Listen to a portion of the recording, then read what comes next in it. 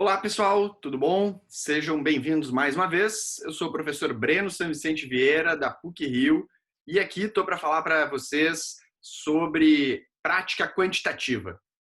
Nesse vídeo, eu vou falar sobre um dos elementos da prática quantitativa, que é a análise descritiva.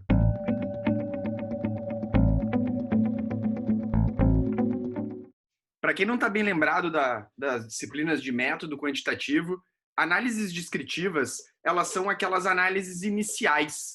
Elas servem para resumir e descrever os dados. Justamente daí que vem esse nome de descritivas. Tá? O que quer dizer descrever, análises iniciais, resumo dos dados? Essas análises, elas não são feitas para testar a hipótese de vocês. Elas não são feitas para descobrir se eu estou fazendo lá uma pesquisa sobre o uso de redes sociais e quero saber se homens e mulheres usam redes sociais de forma diferente, né? Redes sociais virtuais. Aí eu aplico em um monte de gente. O que é análise descritiva? A análise descritiva vai ser dizer, olha, eu coletei informações de 100 mil pessoas, de 1.000 pessoas, de 100 pessoas, de 30 pessoas. Dos meus participantes, 40 eram homens. Os homens, em geral, eles eram mais velhos, eram mais novos. Essas informações básicas, que não são especificamente olha, os homens usam X horas, as mulheres usam X horas. Essas informações é que são os dados descritivos. Por quê? Porque a gente tem que explicar para quem está lendo o nosso estudo com o que a gente fez.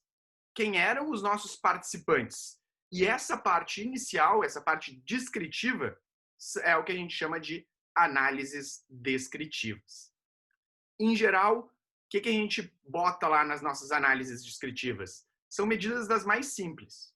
Em geral, a gente vai colocar em especial, dependendo do tipo de dados, frequência, proporções, médias e desvio padrão. Então, vou botar lá, ó, tive 40 homens. Esses 40 homens, eles representam 2% da minha amostra.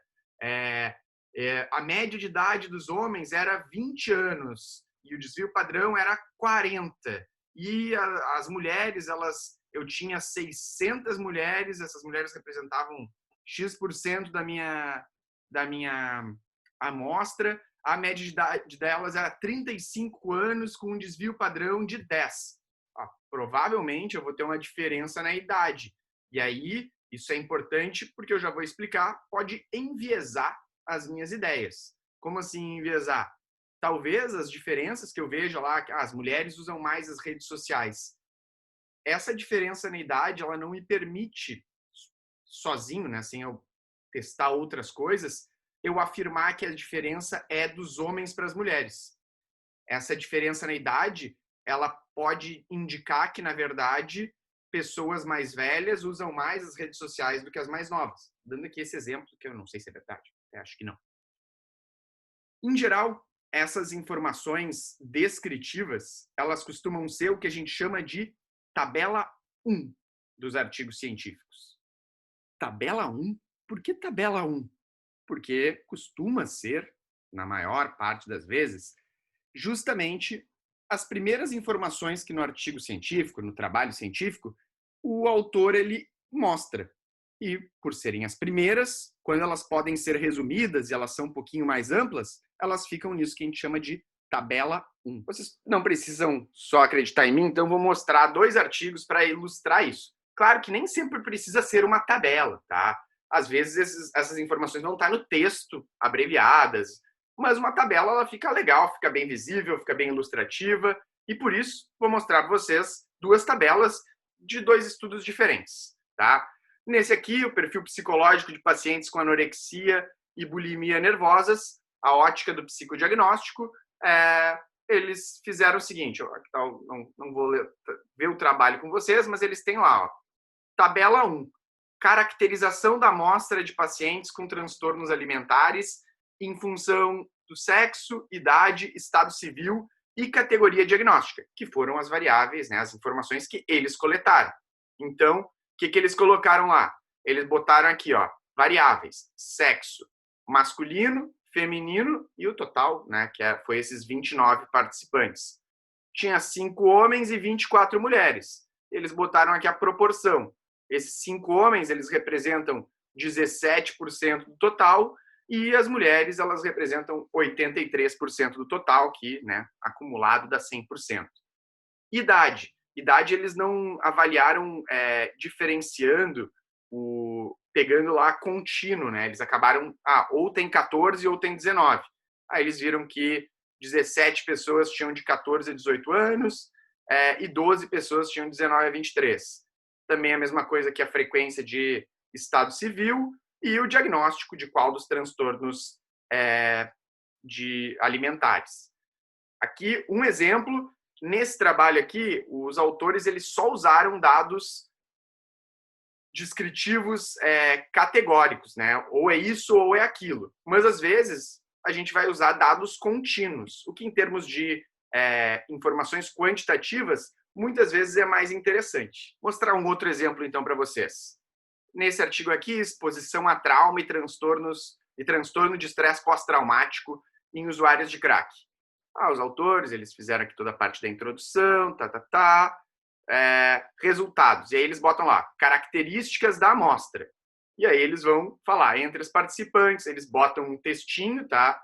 E eles referem, as variáveis sociodemográficas da amostra exposta a eventos traumáticos, né? Porque eles tinham um grupo de mulheres usuárias de crack com história de trauma e um outro grupo precoce, né? Com traumas na infância, e outro grupo com história de trauma somente na vida adulta.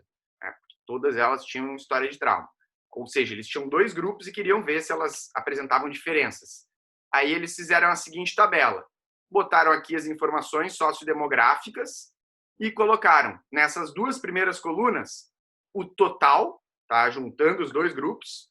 Nessa daqui colocaram o grupo de trauma precoce e nessa outra o grupo com trauma na adultez. Tá? O que eles fizeram? Eles botaram aqui, tabela 1, características da amostra. Idade. A idade deles era uma variável contínua. Então, eles botaram média e o desvio padrão. A total, a do grupo com trauma precoce e a do grupo com trauma na adultez. Como tem informações, né, de contínuas, de médias e tal, e de possíveis diferenças, o que eles botaram? Fizeram um teste T, que é uma análise comparativa. Tá? Vou falar dela mais para frente para vocês.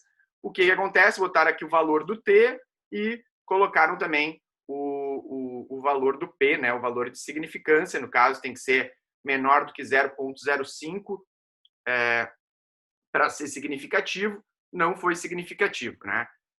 Etnia, aí tinha que ser caucasiano aqui. Aí, nesse caso, a gente tem, nessa primeira coluna aqui, eles botaram o N, o número total, tá? É a frequência. 28 no total eram caucasianas, brancas, no caso, né? E isso representava a 32,6% de todo de toda a amostra.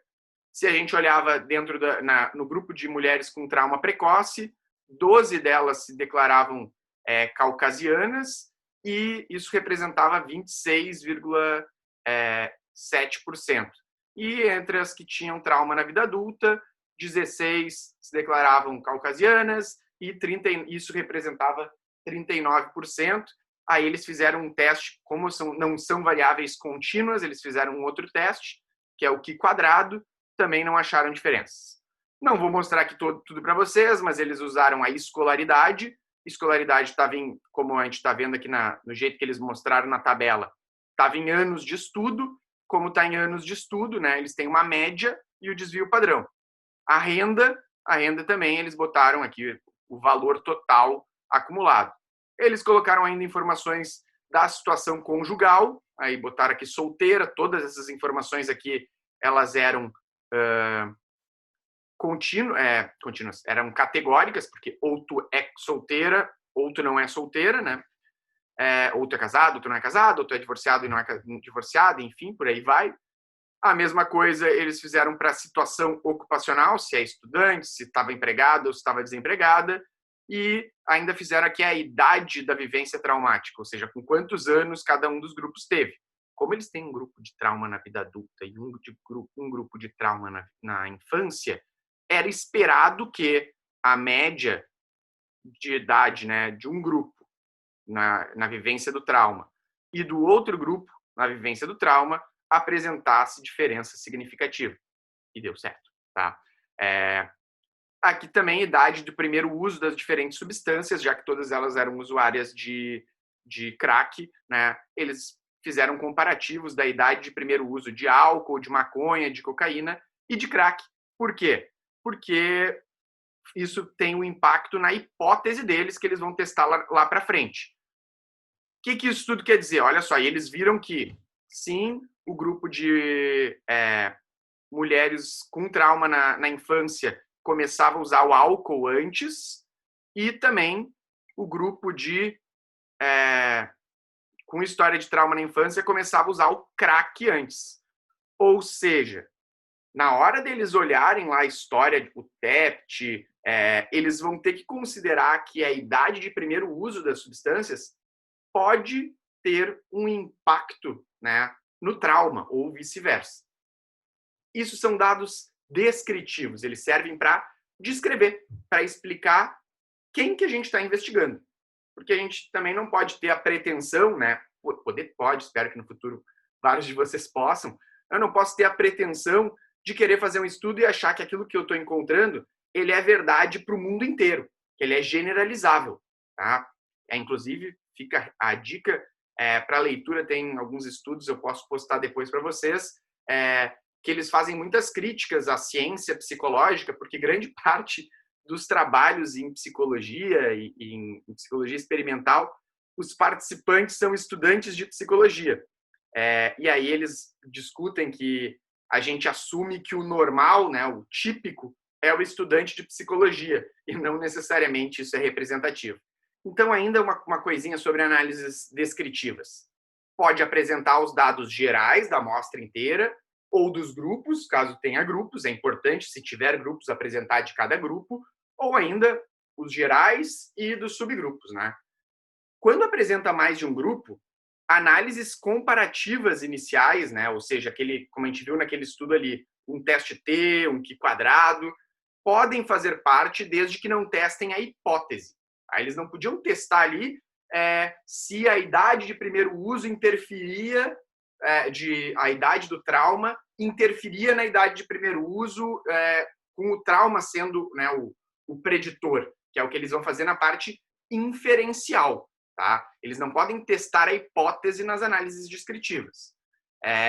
As análises descritivas elas são importantes para saber se não existem vieses ou particularidades que vão interferir na resposta.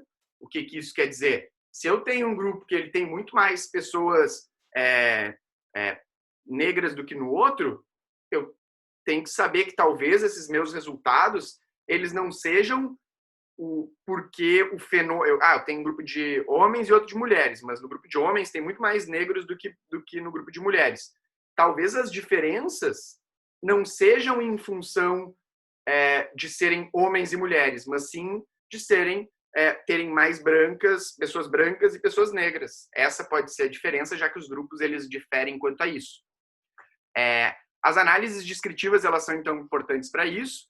E existem estudos, caso vocês perguntem, existe estudo que é só descritivo? Sim, existem estudos que são só descritivos, como, por exemplo, estudos de prevalência.